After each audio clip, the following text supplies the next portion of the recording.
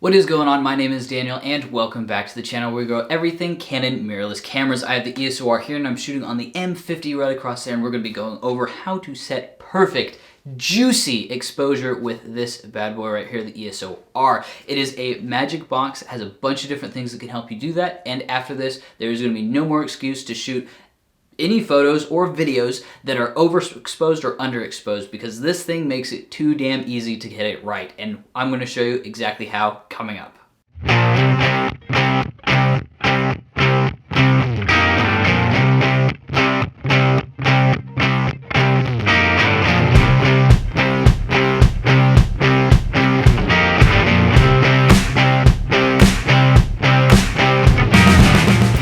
So this is the EOS R with a full frame, 40 megapixel sensor inside it, and the RF glass is so sharp.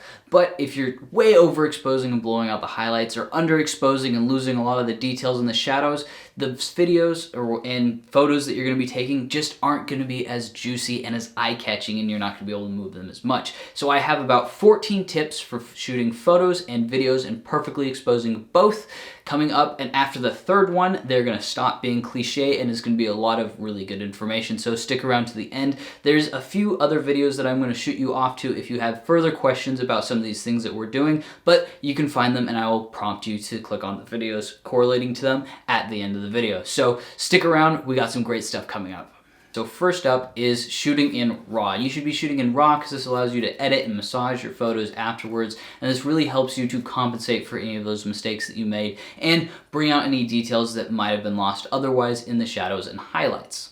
Number 2, choosing the right lens for what you're trying to do. Anything with lower light, you're going to want a wider aperture. So you're going to want something that is like the Nifty 50 where it has a 1.8, or anything with a large aperture and a low f-stop number is going to help you out so much. Next up is setting your screen brightness. This generally helps you when you're on the go and you don't have time to really look in and dial in. It's like at an event. And I would chronically underexpose while I was shooting with a 6D DSLR because the back screen looks so damn bright when it was so dark around shooting at these events. And I'd be like, boom, yep, it's good to go, and shoot off. I even had the histogram there, but because it was so point and shoot, ready to go, run and gun, that I would miss that. And just simply turning down the brightness on it, if you tend to underexpose, will make you compensate more with your eyes and be like, okay, I'm shooting these and they're too dark, and you're going to naturally bump up that ISO. So whichever way you are, if you chronically underexpose, turn down the brightness on the back of your screen. If you chronically overexpose, turn up the brightness on your screen, and that will adjust your eye when you look at it, and that's through this. So number 4 is one of the greatest things that comes with most mirrorless cameras, is that you can see exposure simulation as you go through and you're taking your photos and adjusting your settings. You can see in real time what that photo will look like, unless you're popping off a flash and then it doesn't know where the flash is going and what direction and how it's going to look with that, but it gives you an idea. And so when you are shooting, you make sure that if you bought it secondhand or whatever, that this exposure simulation is turned on, and that will allow you to see if your image is getting more exposed, overexposed, underexposed before you even snap the shot. This has saved me. I take almost a quarter of the photos that I take just to get the perfect settings, because I can see it.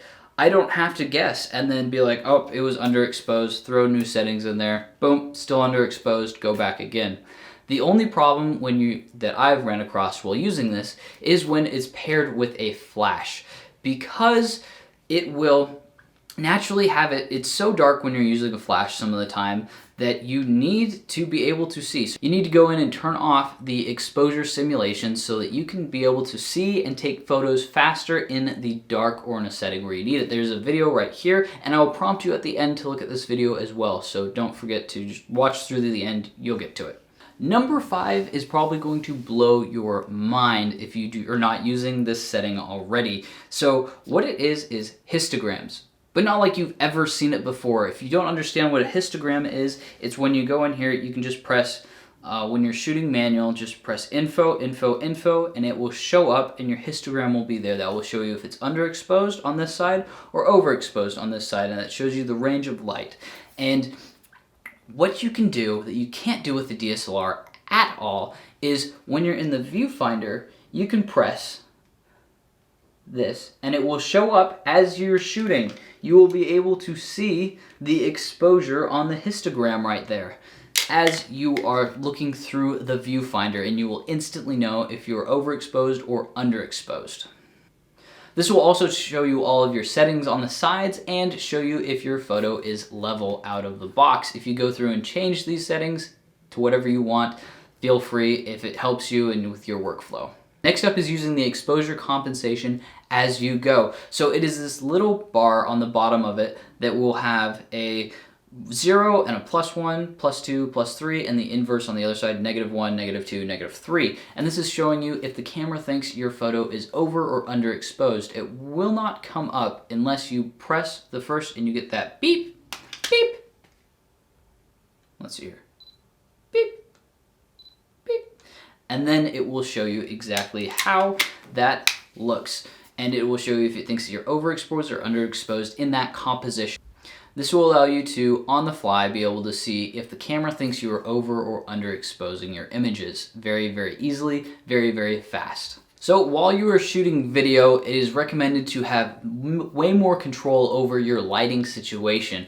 However, if you can't, here's some tips to help you out. You should always be trying to keep your shutter speed at twice what your frame rate is. Now this is for a few reasons. One, it gives you that cinematic look, but usually people don't describe to you why it gives you that cinematic look. So when you have a lower shutter speed, the sensor is going to be on taking in light longer, so you're going to get a brighter image, but it's also going to give you more motion blur, just like having a longer shutter would when taking a photo.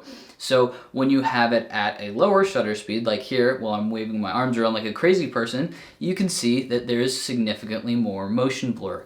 However, when you turn it to exactly where I said, you get the very cinematic looking like you've been watching this entire thing, where it's some motion blur and it really helps smooth out your image. Turning this up further gives you a more action look because it's almost like taking an image and putting it right back after it. This can give it a jittery and unnatural look, but it allows you to capture sharper images of fast-moving objects. This, for example, was used in Saving Private Ryan to allow you to feel more immersed in the action. Next up is trying to keep towards the native ISO. When shooting video on the EOS R, 400 is about the native ISO, where you will be able to capture the most dynamic range, which means more of the highlights and keeping more of the dark colors as well in the shadows. And as always, shooting in C-Log helps you so much with the EOS R, and you don't need to be shooting with 4K because shooting in 1280p and then uploading it or exporting it in 4K will still do the trick because this is such a powerful camera. So if you have any other questions, comments, concerns, drop them in the comments section. If you have anything that you would like me to cover about EOS Rs or the M50 right here in front of me, just let me down in the comment section and it might roll out in a week.